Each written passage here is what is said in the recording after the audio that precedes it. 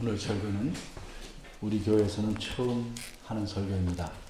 그러나 이 내용은 이미 제가 오래전 출간한 책에 포함했던 설교입니다. 여러분이 아시다시피 며칠간 휴가를 하고 돌아오는 김에 마저 쉬려고 쉬운 걸 택했더니 더 어려워졌어요. 어쨌든 그 설교를 정리하고 좀 고쳐서 오늘 전하고자 합니다.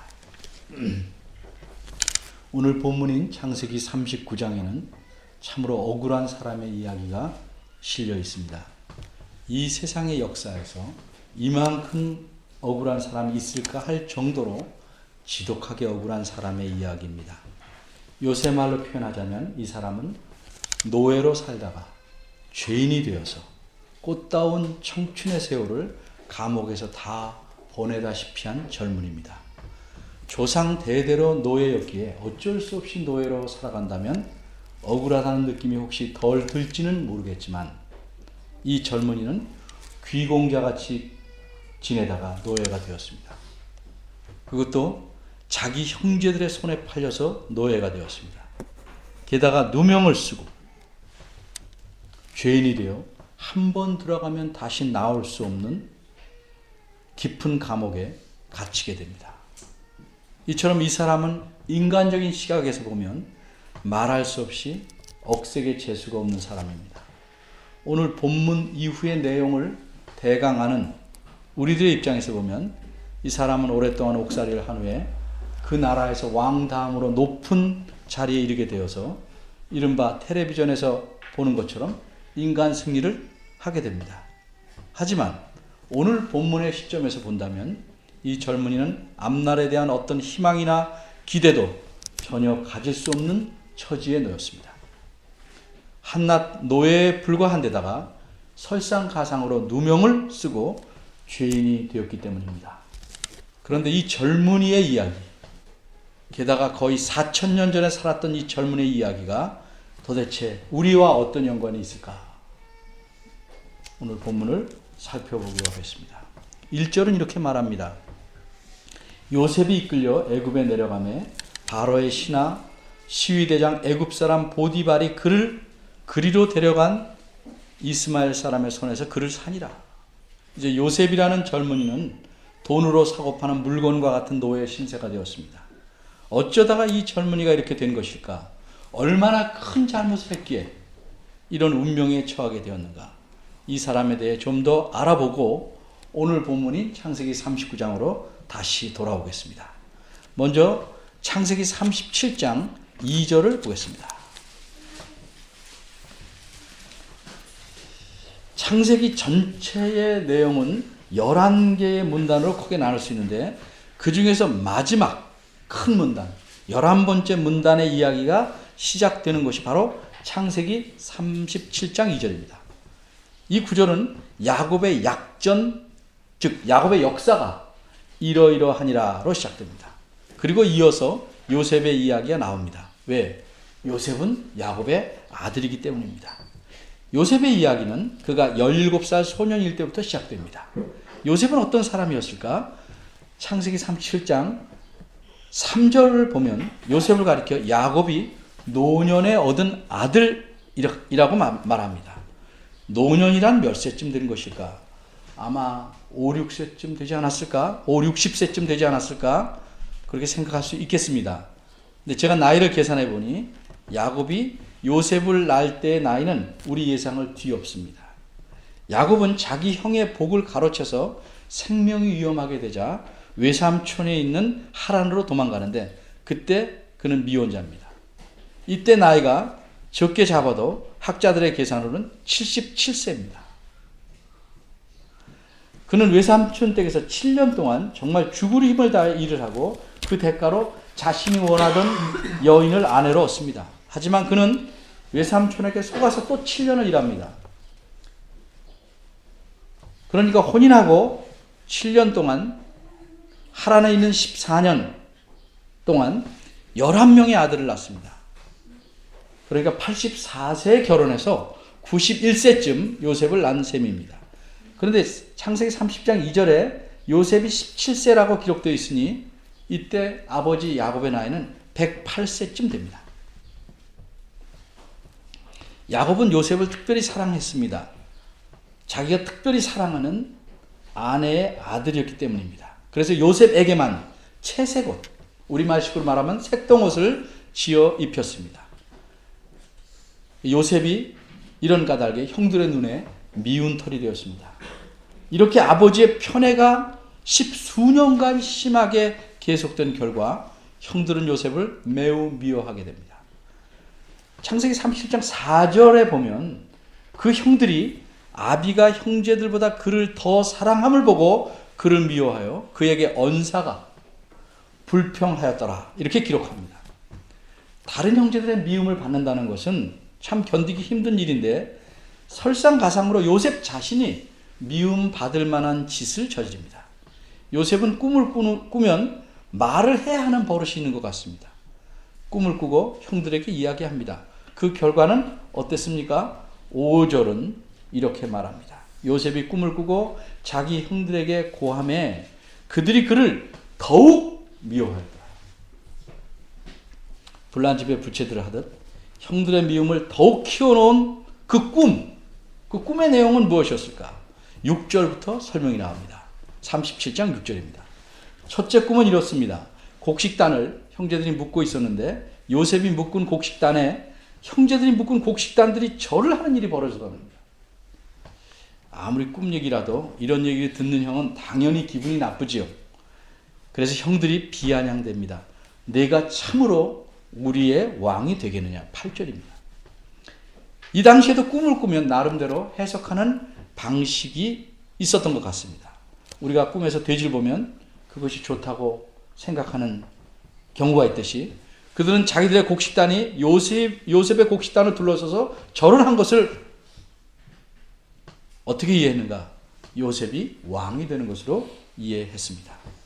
그래서 그들은 요셉을 더욱 미워했습니다. 그러나 이 정도에서 일이 멈추질 않았습니다. 요셉은 그 다음에 또 꿈을 꿉니다. 이번에도 입을 닫고 가만히 있질 못합니다. 9절을 보니까 또 형들에게 꿈 얘기를 합니다. 이번에는 아버지까지도 그 얘기를 듣게 됩니다. 요셉은 말하기를 내가 또 꿈을 꾸니 해와 달과 11별이 자기 빼고 모두요. 그렇죠?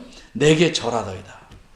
이 말을 들은 아버지가 겉으로는 꾸짖지만 속으로는 그 말을 마음에 간직합니다. 하지만 그의 형들은 시기합니다. 11절입니다. 이처럼 시기로 가득 찬 미움은 미움 그 자체로만 있는 것이 아니라 끔찍한 결과를 낳습니다. 18절을 보면 요셉은 아버지의 심부름으로 형들이 있는 곳으로 갑니다. 드디어 형들은 자신들의 미움을 폭발시킬 기회를 찾게 된 것입니다. 그래서 요셉이 가까이 오기도 전에 멀리서 그가 오는 걸 보고 어떻게 합니까? 18절은 그들이 죽이기를 꾀하였다, 이렇게 말하고 있습니다. 그들의 음모를 한번 들어봅시다. 저기 꿈꾸는 자가 온다. 우리가 죽이자. 그를 죽여서 구덩이에 던져놓자. 그리고 아버지한테 가서는 악한 짐승이 그를 죽였다고 거짓말하자. 19절과 20절입니다. 형들이 이렇게 합심해서 동생을 죽이려고 합니다. 그런데 하나님의 섭리로 넷째 형인 유다가 요셉의 죽음만은 막으려고 이렇게 말합니다. 우리가 동생을 죽이고 그의 피를 숨긴들 은닉한들 무엇이 유익하랴? 그를 이스마엘 사람에게 팔고 우리 손을 그에게 대지 말자. 우리의 동생이요 그는 우리의 고륙이니라. 26절과 27절입니다. 그래서 형제들은 유다의 말대로 요셉을 팔게 됩니다. 이런 모든 사실을 묶어서 신약성경 사도행전 7장 9절에서는 여러 조상이 요셉을 시기하여 애굽에 팔았다라고 말합니다.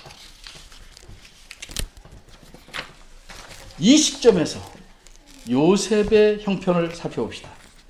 요셉은 형들이 자기에게 그런 몹쓸 태도와 행동을 해서 그걸 다 겪으니까 알고 있습니다. 이런 상황 속에서 요셉은 어떤 태도를 취했을까? 그가 의젓하게 적어도 나는 하나님이 돌보시는 사람이니까 너희들이 나를 팔려면 팔아봐라 하는 마음으로 당당했을까? 그런 상황을 목격한 증인들이 있었다면 요셉의 태도를 우리가 알 수 있습니다. 근데 그 현장에는 목격자들이 있었습니다. 누굽니까? 다름 아니라 요셉을 해치려는 형들이었습니다. 그 형들이 나중에 요셉이 애굽의 총리 대신이 된 다음에 보따리를 들고 양식을 사러 내려옵니다. 형들을 만나서 그들을 알아본 요셉은, 물론 형들은 모릅니다. 그들의 마음을 떠보기 위해서 너희들은 정탐꾼이 아니냐라고 몰아세웁니다. 형들은 심히 당황했고, 그래서 자기들이 아니라는 것을 밝히기 위해서 집안 이야기를 털어놓습니다. 저희들은 정탐꾼이 아닙니다. 우리에게는 막내 동생도 있습니다.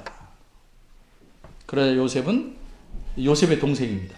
그 막내를 데리고 와서 너희 말이 사실이라는 걸 입증해라.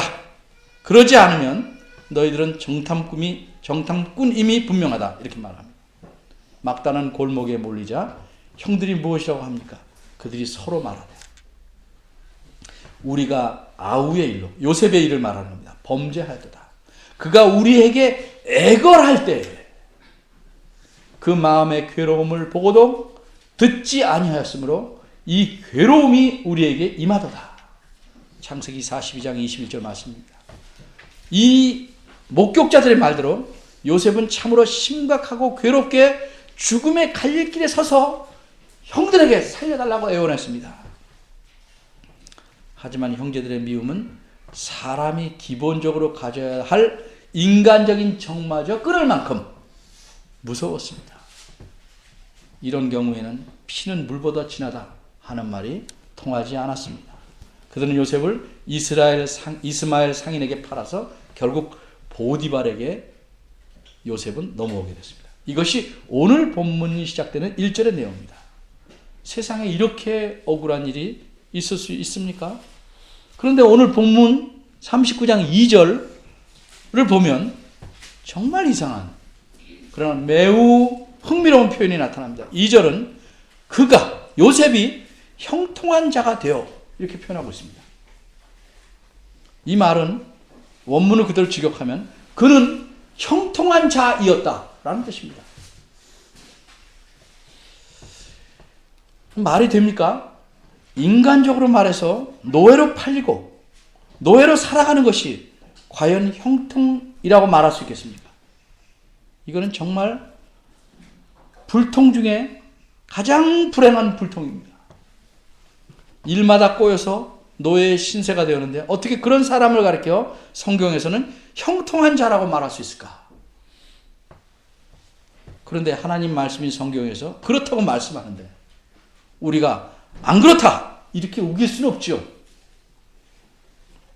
그렇다면 여기서 우리가 생각해 볼 문제는 우리 눈엔 분명히 요셉이 불통하고 불행한 사람인데 어째서 성경은 그를 가리켜 형통한 자라고 말하고 있을까 하는 점입니다. 요셉은 이토록 억울한 삶을 사는데 성경은 왜 그를 형통하다고 말할까? 우리가 생각해 볼 문제입니다. 따라서 우리는 먼저 창세기 39장 전체에서 드러내는 이 본문의 의도가 무엇인지를 생각해 봐야 합니다. 창세기 39장의 내용은 세 수로 나눠서 생각해 볼 수 있습니다. 첫째 문단은 1절에서 6절입니다. 두 번째는 7절에서 18절, 그리고 마지막 문단은 19절에서 23절입니다. 이렇게 세 수로 나눠놓고 본문을 보면 우리가 본문의 의도를 아는데 도움이 됩니다. 그런데 여호와께서 어떻게 하셨다 하는 식의 표현이 첫째 문단과 셋째 문단에는 나타납니다. 반면에 보디발의 아내가 등장하는 장면이 그려져 있는 둘째 문단에는 그런 표현이 전혀 없습니다. 구태여 하나님과 연관된 표현을 찾자면 단 하나, 즉 요셉이 내가 하나님께 득죄하리까 하는 말 속에 하나님이란 단어가 나타날 뿐입니다. 그렇다면 이 둘째 문단은 무엇을 말하려는 것일까? 먼저 분명한 부분을 알고 다음에 분명한 부분에 비춰서 덜 분명한 부분을 살펴보면 의도를 아는 데 도움이 됩니다. 이게 논리적인 순서입니다. 그래서 먼저 첫째 문단과 셋째 문단을 살펴보고 둘째 문단을 그 다음에 생각해 보려고 합니다. 첫째 문단에는 크게 강조하는 것이 있습니다. 우리는 그저 성경을 술술 읽어 내려가니까 무엇이 그렇게 강조되는지 모를 수 있겠지만 2절부터는 여호와께서 요셉과 함께 하셨다는 사실을 크게 강조합니다. 더구나 요셉의 주인인 보디발은 이방 사람, 애굽 사람인데도 여호와께서 요셉과 함께 하심을 보았습니다. 바꿔 말하면 이방인이 분명히 알 수 있을 만큼 하나님께서 요셉과 함께 하신다를 확실하게 보여주신 겁니다. 그런데 보디발이라는 사람이 본 것은 이것뿐이 아닙니다. 보디발은 여호와께서 요셉의 범사에, 즉 요셉이 하는 모든 일마다 다 잘 이루어지게 하나님께서 하신다는 사실도 보았습니다.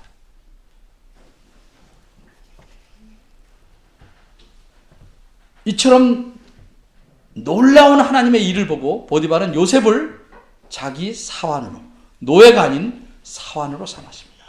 그리고 가정의 모든 일과 모든 소유를 관리하는 가정 총무로 세워서 자기 집과 모든 소유물을 다 관리하도록 맡겼습니다. 이 모든 것이 하나님께서 행하신 일이었습니다. 그리고 5절은 결정적인 사실을 또 말합니다. 보디발이 요셉으로 하여금 자기 집과 그 모든 소유물을 관리하게 한 바로 그때부터 여호와께서는 보디발의 집에 복을 마치 양동이로 물을 쏟아 붓듯이 내리셨습니다. 이 집에 내린 복이 어느 정도인가? 여호와의 복은 보디발의 집과 밭에 있는 모든 소유에 다 미치는 엄청난 것이었습니다. 이렇게 큰 복을 하나님께서 보디발에게 쏟아부으신 목적이나 까닭은 무엇일까? 우리말 성경을 보면 요셉을 위하여 라고 말하고 있습니다. 그렇다면 요셉을 위하여라는 말의 뜻은 무엇입니까? 하나님께서 그렇게 복을 내려서 보디발로 하여금 요셉을 제발 학대하거나 구박하지 않도록 하시려는 것일까? 그렇지 않습니다. 요셉을 위하여라는 표현은 원어대로 말하면 요셉 때문에 라는 뜻입니다. 하나님 보시기에 보디발이 훌륭해서 또는 요셉을 보디발이 잘 보살펴 주었기에 또 앞으로 잘 보살피라고 보답하는 차원이나 미리 뇌물을 주는 차원에서 하나님께서 복을 내리신 것이 아닙니다. 오히려 그와는 반대로 순전히 요셉 때문에 보디발, 하나님과는 전혀 관계없는 보디발에게 하나님께서 복을 주셨습니다. 이처럼 첫째 문단은 하나님께서 요셉과 함께 하셨고 그 결과가 어떠했는지를 크게 강조합니다. 이제 셋째 문단으로 이야기가 넘어갑니다. 요셉은 정말 억울합니다. 이렇게 계속 억울한 상황에 처하게 되면 우리도 이 이야기를 볼 때 심하게 속이 상하고 탄식이 나올 정도입니다. 이 보디발의 아내가 한 말은 정말 새빨간 거짓말입니다. 이 여자는 중요하고 결정적인 사실을 뒤바꿔서 말했습니다. 이렇게 뒤바뀐 말을 보디발이 곧대로 들었는지 아니면 깎아서 들었는지 정확히 알 수는 없습니다만 분명한 것은 어쨌든 그가 자기 아내의 말을 듣고서 화가 대단히 많이 났다는 사실입니다. 이것을 19절에서는 심히 노한지라 라고 표현합니다. 그래서 보디발은 요셉을 잡아서 옥에다 집어쳐 넣습니다. 여기서 옥이란 단순한 감옥이 아닙니다. 이 옥은 왕의 죄수를 가두는 곳이었더라 라는 20절 설명에서 알 수 있듯이 이건 특별한 특수 감옥입니다. 여러분 혹시 영화에서 볼 수 있는 아주 무시무시한 감옥 같은 그런 곳이라고 생각하면 비슷할 것입니다. 이 옥은 왕에게 반역하거나 왕과 연관된 일로 큰 죄를 지은 사람을 가두는 곳입니다. 사소한 죄를 지은 잡범이나 시시한 그런 죄인이 아니고 극악한 범죄를 저지른 죄인들을 가두는 곳입니다. 이런 감옥에다 요셉을 쳐넣었습니다. 감옥은 깊었고 감옥의 문은 아무도 드나들 수 없게 굳게 닫혀버렸습니다. 그러나 그렇다고 해서 하나님께서 그곳에 들어가시지 못하겠습니까? 21절을 보십시오. 그곳에서 역시 여호와께서는 요셉과 함께 하셨다 분명하게 말하고 있습니다. 어떤 학자는 그 감옥은 오늘날 담 위에 전깃줄을 삥 둘러 쳐놓은 듯한 요새 같은 튼튼하게 만드는 감옥이라고 말합니다. 그럴지라도 여호와 하나님께서는 어디든지 들어갈 수 있으셨습니다. 21절을 보면 여호와께서는 요셉과 함께 하실 뿐 아니라 그에게 인자를 더하셨다 이렇게 말합니다. 이 말은 요셉에 대한 하나님의 사랑, 요셉에게 하나님 자신이 변치 않고 사랑을 베풀어 오셨는데 그 사랑을 더 넓혀 주셨다는 뜻입니다. 더 많이 베푸셨다는 뜻입니다. 다시 말하면 이제껏 요셉에게 하나님께서 사랑을 베풀어 주셨는데 이제 그가 더 신박한, 더 가슴 아픈 상황에 이르니까 그런 상황에 필요할 만큼, 그런 상황을 견뎌낼 만큼 더 큰 사랑을 베풀어 주셨다는 뜻입니다. 그렇다면 이처럼 특별한 사랑을 베푸신 결과는 무엇이었습니까? 이 결과를 드러내는 표현은 21절 후반절에 있는 대로 전옥에게 은혜를 받게 하심에입니다. 그런데 아쉽게도 우리말의 표현은 원문의 의미를 충분하게 드러내지 못합니다. 이 표현은 전옥이란 건 감옥에서 모든 일을 책임지고 있는 사람입니다. 오늘날의 간수장, 교도소의 대장 같은 사람입니다. 전옥에게 은혜를 받게 하셨다는 뜻은 이런 뜻이 아닙니다. 간수장이 보기에 여호와께서 자기 자신의 은혜를 주셨다는 뜻입니다. 바꿔 말하면 간수장이 가만히 보니까 여호와 하나님께서 요셉에게 하나님이 주시는 은혜, 하나님의 은혜를 주시더라는 말이에요. 이렇게 표현이 돼야 되는데 이거 좀 말이 꼬였습니다. 이런 놀라운 사실을 간수장이 보게 된 겁니다. 하나님께서 은혜를 요셉에게 주시는 거예요. 계속 주시는 겁니다. 넘치게 주시는 겁니다. 그걸 간수장이 본 겁니다. 이것을 우리말 성경에서는 안타깝게도 전옥에게 은혜를 받게 하심이라고 좀 꼬이게 번역했습니다.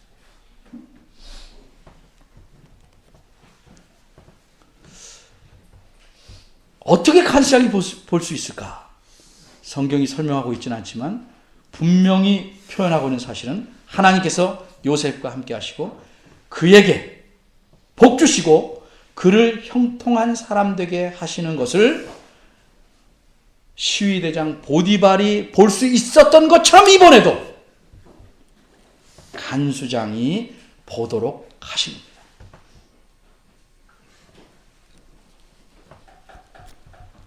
그래서 이 간수장은 감옥의 모든 죄수를 그리고 감옥에 있는 모든 일을 다 요셉에게 맡겼습니다.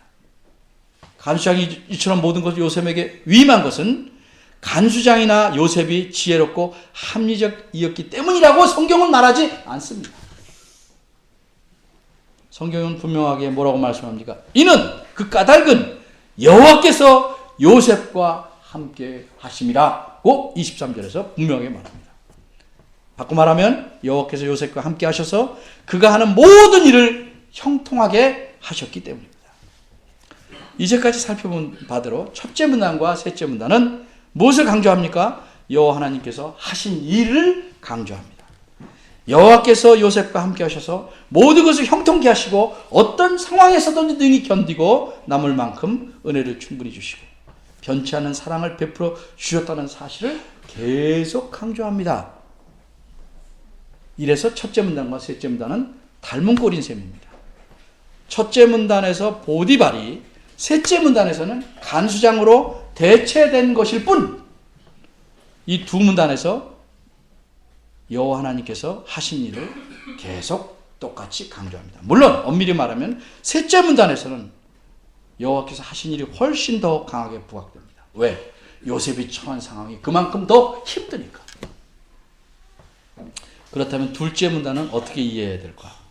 이 문제를 올바로 생각해 보려면 좀 글의 표현에 대한 좀 약간의 이해가 먼저 필요합니다. 예를 들어봅니다. 여러분이 잘 아는 대로 어떤 사람이 태산이 높다 하되 하늘 아래 메이로다 이렇게 말하면 우리는 그런 걸 뭐라고 그래요? 시조라고 금방 압니다. 왜? 그렇게 배웠으니까. 시조가 지닌 운율 3434 이런 규칙적인 표현이 나오니까 그건 시조다 이렇게 알 수 있습니다. 이렇게 문학적으로 글을 표현하는데도 이게 논리적인 형식이 있습니다. 오늘 본문과 같이 앞뒤가 같은 사상을 갖는 이런 형식에서는 가운데 문단은 이 앞뒤의 사상을 드러내주는 역할을 하는 것입니다. 바꿔 말하자면 이 본문의 둘째 문단, 즉 여인이 요셉을 유혹한 이 이야기는 하나님께서 하신 일이 어떤 결과를 나타냈는가를 선명하게 보여주기 위한 예로서 제시된 것입니다.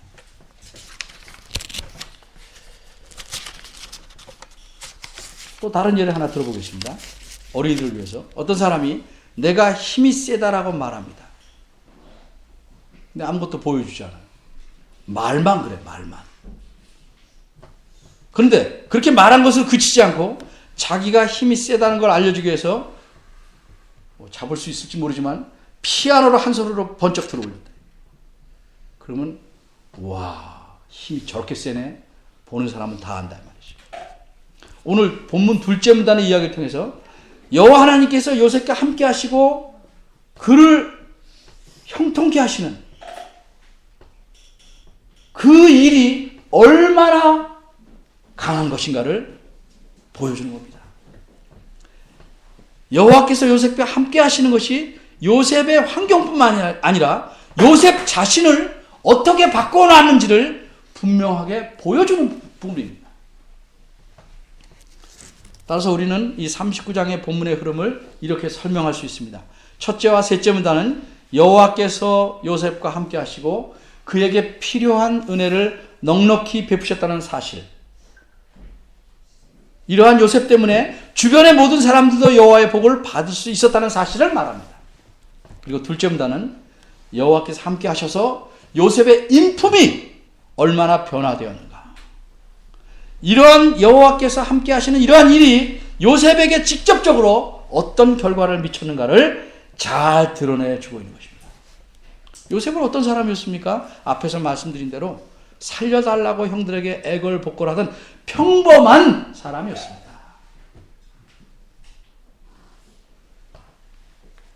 죽음 앞에서 덜덜 떨고 애원하는 평범한 사람이었습니다. 그런데 이제는 어떤 사람으로 변화되었습니까? 여인의, 그 집 주인인 여인의 끈질긴 유혹에도 깨끗이 거절하며 모든 것을 뒤집어쓰고 감옥에 가기를 택하는 그런 인품의 소유자로 바뀌었습니다. 어떻게 이런 변화가 가능했을까? 다름이 아니라 여호와 하나님께서 함께 하셨기 때문입니다. 이 여인의 유혹이 어떠했는지 한번 훑어보겠습니다. 7절에서 9절에는 이 여인의 유혹을 말해주고 있습니다. 첫 번째 유혹의 단계는 그 주인의 처가 요셉에게 눈짓하다가 라는 표현에서 드러납니다. 이 표현은 이 여자가 요셉을 만날 때마다 윙크했다는 뜻이 아닙니다. 요셉에게 주목했다는 겁니다. 6절을 보면 요셉은 매우 잘생겼습니다. 요즘 아이들이 좋아하는 아이돌에 잘생긴 사람만큼 잘생겼습니다. 그 이상일지도 모릅니다. 그래서 이 여인은 요셉에게 자꾸 눈독을 들이기 시작합니다. 그러다가 다음 단계로 발전합니다.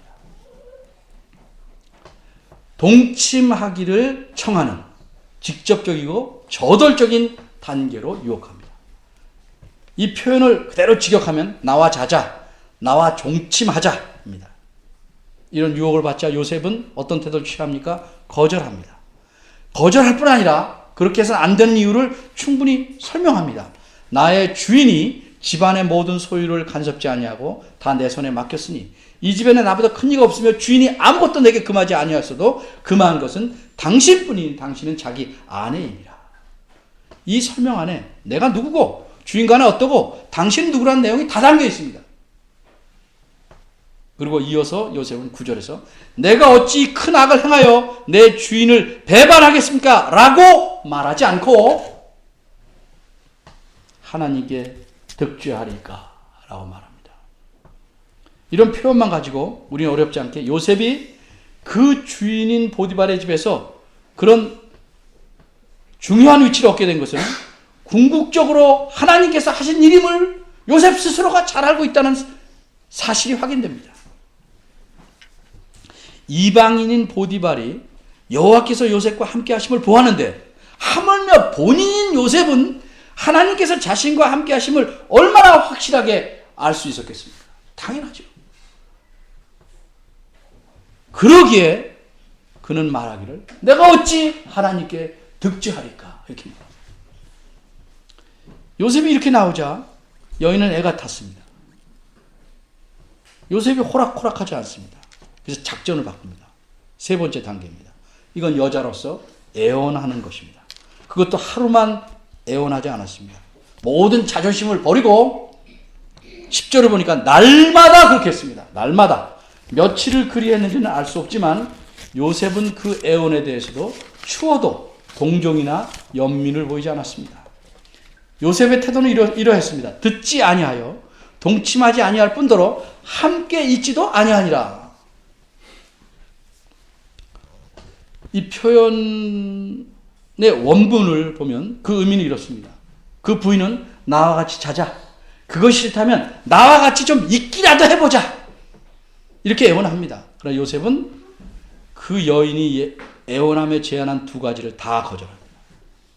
그래서 여인은 또 작전을 바꿔서 네 번째 단계를 사용합니다. 11절과 12절에 그 내용이 나타납니다. 이번에는 기회를 잘 잡았습니다. 집안에 아무도 없을 때 이 부인이 맨몸으로 육탄 공격을 합니다. 이 여인은 요셉의 옷을 붙잡고 그에 매달려서 다시 말합니다. 그 여자는 오로지 한 가지 탐욕을 이루려고 시종일관 애를 씁니다. 나와 같이 자자. 매달리는 부인의 끈질긴 요구에 요셉은 어떻게 행동합니까? 자신을 두르고 있던 망토와 같은 옷을 벗어버리고 밖으로 도망쳐 나갔습니다. 이제까지 여인은 할 수 있는 수단은 다 써봤습니다. 근데 아무런 소득이 없었습니다. 굳이 소득이 하나 있다면 지금 자기 손으로 붙잡고 있는 요셉의 옷뿐입니다. 그러면 어떻게 해야 될까? 이제 여인은 마지막으로 자신의 체면과 위신을 살려보려고 합니다. 그래서 빨리 머리를 회전시켜서 모든 상황을 바꿔놓습니다. 그리고 보복의 칼을 후두르기 시작합니다. 이 여자는 매우 영악합니다. 두뇌 회전이 빠릅니다. 이 여자는 집 밖으로 나간 종들과 집안 사람들은 모두 불러서 그들을 선동합니다. 14절입니다. 보라! 주인이 히브리 사람을 우리에게 데려다가 우리를 희롱하게 하도다. 적반하장이죠. 게다가 이 교활한 여인은 이게 자기 개인의 문제인데 마치 전체의 문제처럼 우리를 희롱한다. 이렇게 확대시킵니다. 매우 선동적입니다. 그 다음에 이 여인은 그것을 갖고 있다가 자기 남편이 돌아올 때 뭐라고 말했습니까? 17절에 또 자신의 잘못을 감추기 위해서 책임을 그 남편에게 덮어씌웁니다. 당신이 우리에게 데려온 히브리 종이 나를 희롱코자 내게로 들어왔기 때문이라고, 그래서 이런 일이 벌어졌다고 말합니다. 이처럼 본문의 문단 전체를 훑어봤습니다. 그럼 창세기 39장 전체는 무엇을 말하고 있는가? 우리가 분명히 알 수 있는 것은 이 본문은 윤리나 도덕적인 교훈을 주려고 기록한 것이 아니라는 겁니다. 무슨 요셉을 닮자, 요셉처럼 깨끗이 살자, 이런 걸 말하려고 쓴 게 아닙니다. 성경은 전부 그렇습니다. 그런 거 쓰려고 써놓은 게 아닙니다. 한마디로 이 본문은 여호와께서 요셉과 함께 하셨다는 사실을 보여주는 것입니다. 그리고 이 본문은 여호와 하나님께서 요셉과 함께 하심으로 그 주변 사람들이 복을 받는 것은 물론이고 요셉의 인품도 하나님께서 함께하는 사람답게 바뀌어 있음을 잘 보여주는 것입니다. 하나님께서 요셉과 함께 하심으로 우리는 여기서 기대할 수 있는 것이 장차 요셉의 인품이 얼마만큼 더 성숙할지도 내다볼 수 있게 됩니다. 먼 훗날 요셉이 애굽의 총리 대신이 된 후에 가나안 땅의 기근 때문에 형들이 양식을 구하러 왔습니다. 그런 과정에서 형들은 요셉을 만납니다. 요셉 앞에 서게 된 형들은 지난날 요셉을 팔아버린 자신들의 큰 죄악을 떠올리고 요셉의 보복을 두려워하게 됩니다. 그러자 요셉은 형들에게 뭐라고 위로합니까? 45장 5절과 7, 8절을 보면 당신들이 나를 이곳에 팔았으므로 근심하지 마소서. 한탄하지 마소서. 이어서 뭐라고 말합니까? 하나님이 생명을 구원하시려고 나를 당신들 앞서 보내셨나이다. 하나님이 큰 구원으로 당신들의 생명을 보존하고 당신들의 후손을 세상에 두시려고 나를 당신들 앞서 보내셨나니 그런즉 나를 보내신 이는 이리로 보내신 이는 당신들이 아니요 하나님이시니라. 이처럼 요셉은 하나님의 계획을 바르게 이해하고 형들의 악독한 죄악을 용서할 만큼 인품이 성숙하게 된 것입니다. 왜? 하나님께서 함께 하셔서. 요셉은 하나님의 일을, 하나님이 하시는 일의 목적을 볼 줄 아는 안목을 갖게 된 것입니다.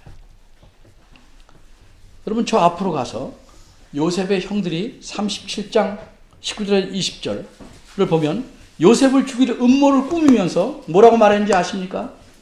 그들이 이렇게 말합니다. 꿈꾸는 자가 오는도다. 자, 그를 죽여서 구덩이에 던지고 그 꿈이 어떻게 되는지를 우리가 볼 것이다. 그들은 그를 죽임으로 그의 꿈, 이 형들도 오늘은 자세히 설명하지 않았지만 그 꿈이 하나님이 주신 꿈이라는 걸 압니다. 그 꿈이 결코 실현될 수 없을 것이라고 확신하면서 비꼬는 어투로 그 꿈이 어떻게 되는지 보겠다 이런 말을 합니다. 그 꿈은 오늘날 우리가 꾸는 꿈과는 다릅니다. 하나님께서 주신 겁니다. 그러기에 그것은 하나님께서 자신이 앞으로 하실 일을 미리 알려주시는 계시입니다. 그런 역할을 합니다.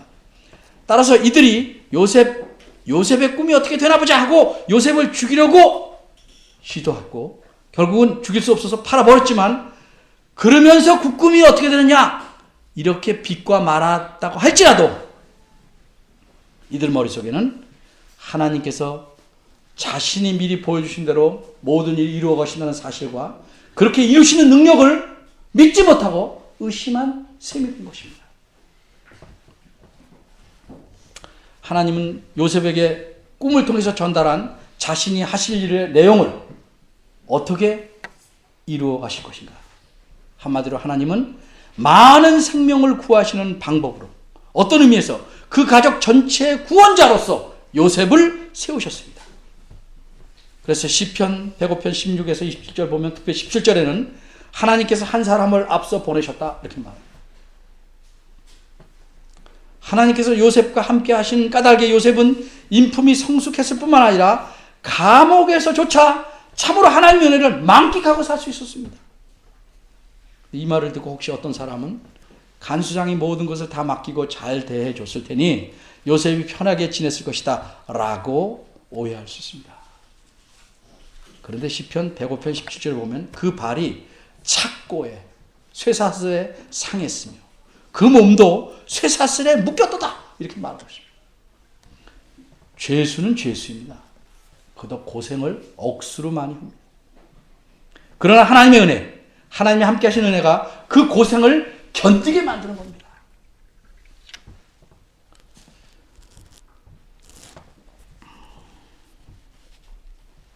여호와께서 요셉과 함께 하심으로써 끈질긴 여인의 유혹, 젊은 사람이라면 쉽게 물리칠 수 없는 상황에서도 요셉은 하나님 앞에서 살 수 있었고 견뎌낼 수 있는 인품의 소유자로 변화된 것입니다.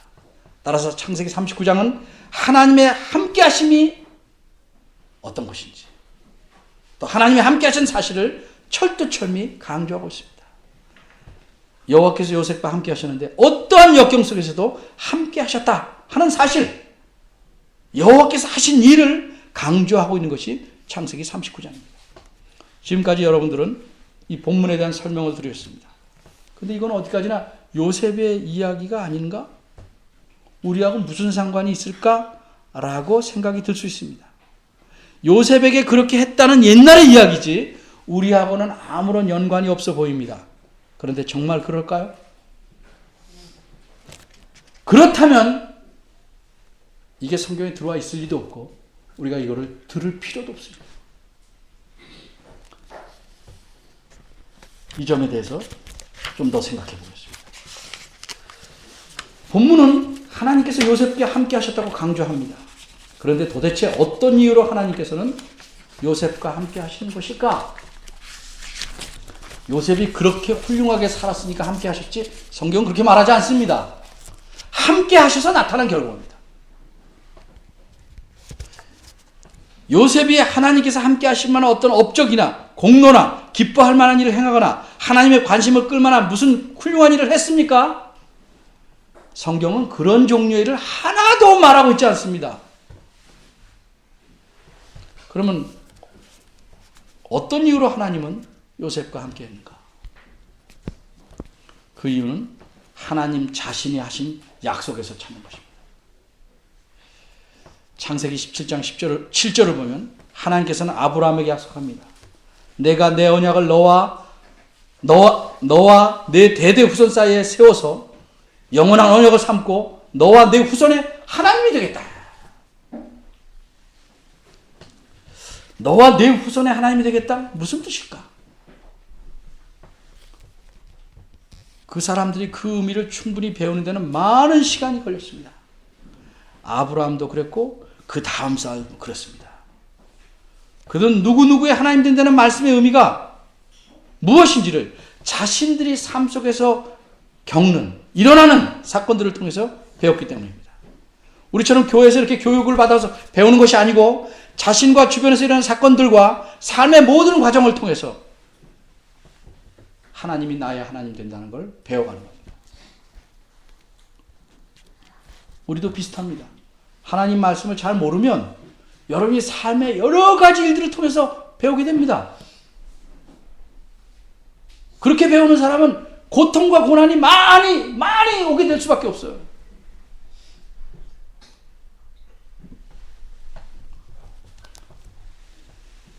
예를 들어봅니다. 아브라함의 경우에 아비멜렉이라는 왕이 군대 장관과 함께 나타나서 이렇게 말합니다.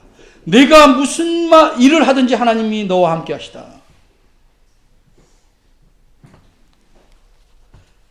그들이 보기에 하나님께서는 아브라함이 무슨 일을 하든지 아브라함과 함께 계셨습니다. 이것이 아브라함의 하나님이 된다는 뜻입니다.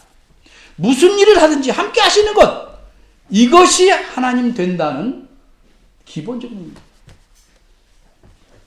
여러분, 하나님 우리 하나님이다 이렇게 말하는데 그 내용이 뭔지는 이제 배우셔야 됩니다. 그렇다면 하나님께서는 아브라함에게만 그렇게 하셨을까요? 아브라함에게 하나님은 너와 내 후손의 하나님 되겠다 이렇게 분명히 말씀했습니다. 근데 과연 그렇게 했을까요? 이삭의 경우를 봅시다. 아브라함의 아들 이삭의 경우. 창세기 26장에 가면 또다시 아비멜렉, 이 사람이 앞에 사람과 같으냐 다르냐 의견이 있습니다만 이 아비멜렉 왕이 다시 이삭에게로 찾아왔습니다. 그리고 이제껏 이삭을 못 살게 만들었던 사람입니다. 이 사람들은 이삭이 우물을 파면 계속 쫓아냈습니다. 근데 이제 이삭을 찾아왔습니다. 그 이유는 무엇인 줄 아십니까? 그들이 이렇게 말합니다. 여호와께서 너와 함께 계심을 우리가 분명히 보았으므로 너와 계약을 맺겠다. 아브라함과 그 후손의 하나님 되시다는 것은 하나님께서 그 사람과 함께 한다. 그 다음에 야곱은 어떻습니까? 28장에 보면 내가 너와 내 후손의 하나님 되겠다. 이렇게 하신 말씀을 다시 야곱에게 하십니다. 그리고는 아예 15절에서는 28장 15절에서는 내가 너와 함께 있어 이렇게 말합니다. 내가 돌아올 때까지 너를 지키고 돌보겠다. 내가 어디를 가든지 너를 지키겠다. 이렇게 야곱에게 말씀한 데서 알 수 있듯이 하나님이 함께 하신다는 것은 단순히 함께 다니고 가만히 옆에 서서 구경하는 것이 아니고 지켜주시는 것입니다. 그래서 한마디로 묶어 말하면 아브라함에게 너와 내 후손의 하나님이 되리라고 하신 말씀은 이 말씀 하나님 자신의 약속 때문에 하나님은 요셉과도 함께 하신 겁니다. 요셉과 함께 하시는 것은 요셉이 하나님의 약속의 혜택을 누릴 아브라함의 후손이기 때문입니다. 그럼 여기서 또 문제가 생깁니다. 그럼 오늘날에도 이런 하나님의 약속을 이 약속의 혜택을 누릴 아브라함의 후손이 있는가? 우린 유대인이 아니지 않는가?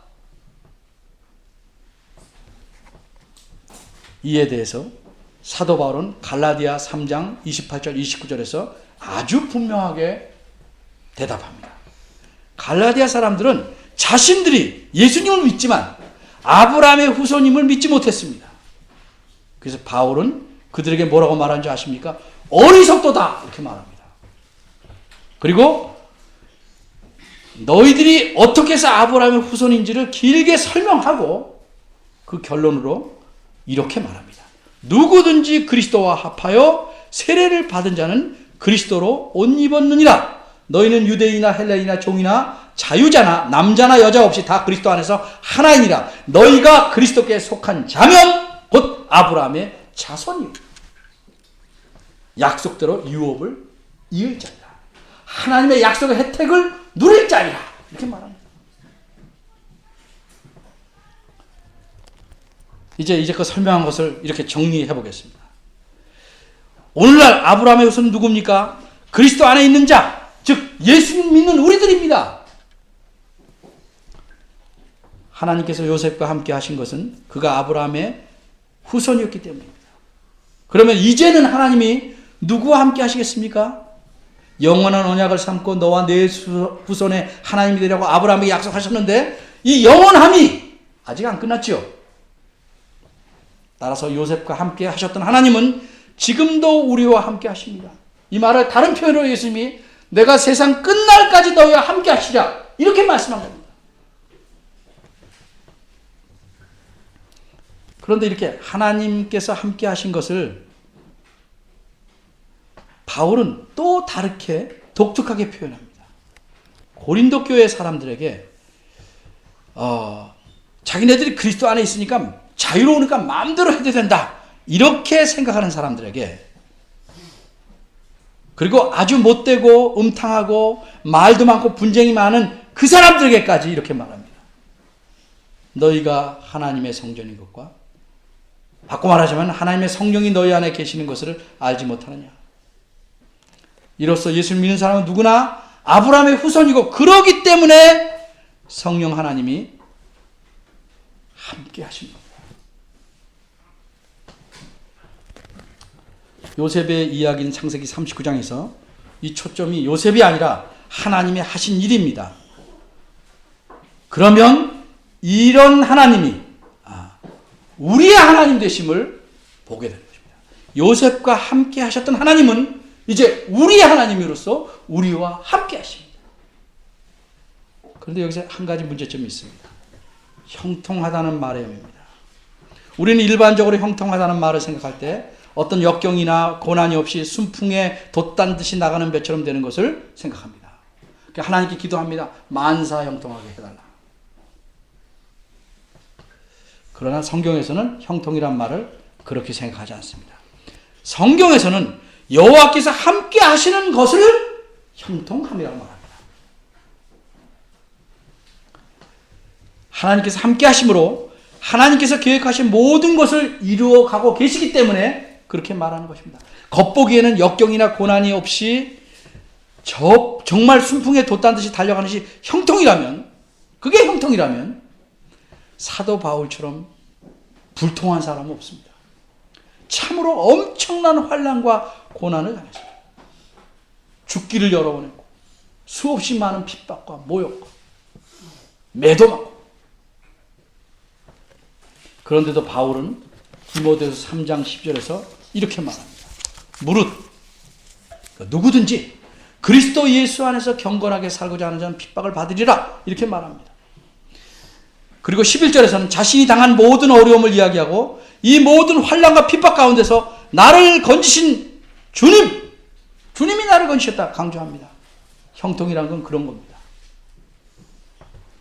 하나님께서 함께 하시기 때문에 역경이 없는 것이 아니고, 함께 하시기에 역경을 통해서도 하나님은 자신의 뜻을 이루어 가시고, 또한 그러시려고 우리를 사용하시는데, 이럴 때 우리를 가리켜 형통한 사람이라고 말하는 것입니다. 이렇게 하나님께서 함께 하시기 때문에 우리의 역경이 깊어지면 깊어질수록 주님께서 다가오시지 못하는 것이 아니라 더 크고 넓은 은혜로 메워주시고 채워주십니다. 여러분, 지난 날들의 삶을 돌아보십시오. 정말로 주님께서 나를 인도해 오셨다. 적어도 이 정도는 생각이 돼야 예수님 믿는 사람이라고 할 만하죠. 초신자가 아니라.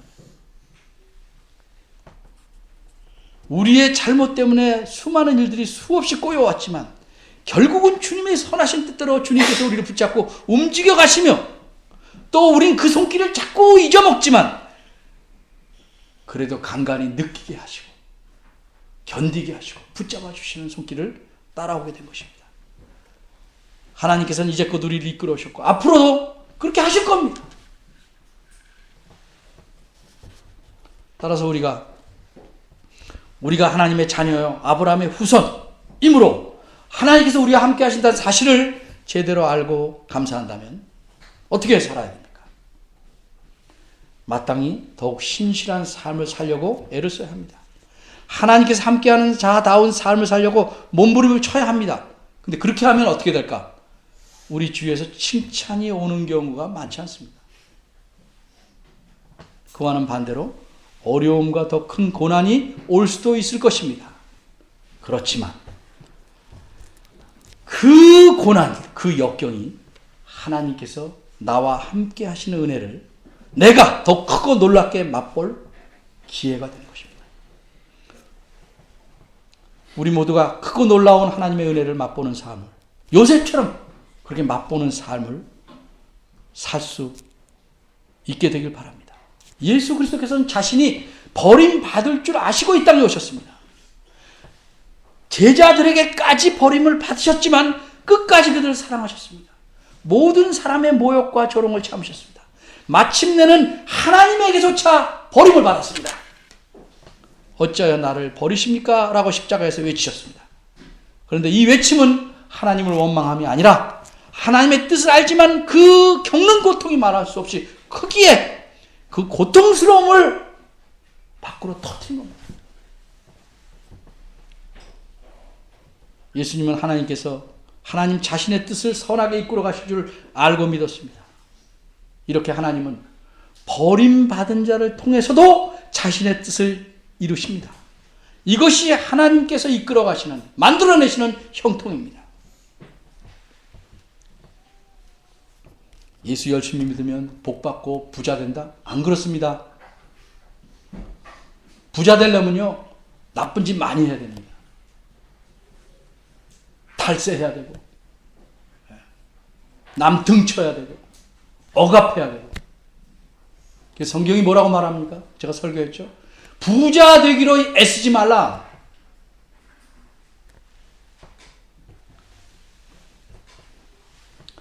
때로 우리의 고난을 통해서, 억울한 일을 통해서도 하나님은 자신의 뜻을 이루어 가십니다. 밤이 깊을수록 별들이 더 선명하게 빛을 내듯이 우리가 고난을 당할 때 눈을 뜨고 사방을 보면 하나님께서 우리와 함께 하심이 더 분명하게 보일 것입니다.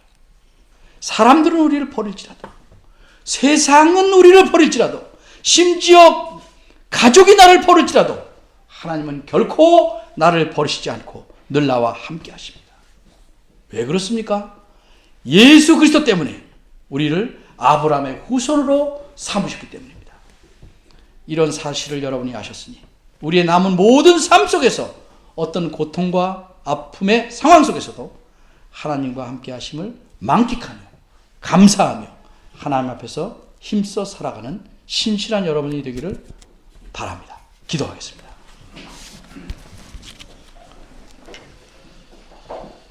하나님, 저희가 누구입니까?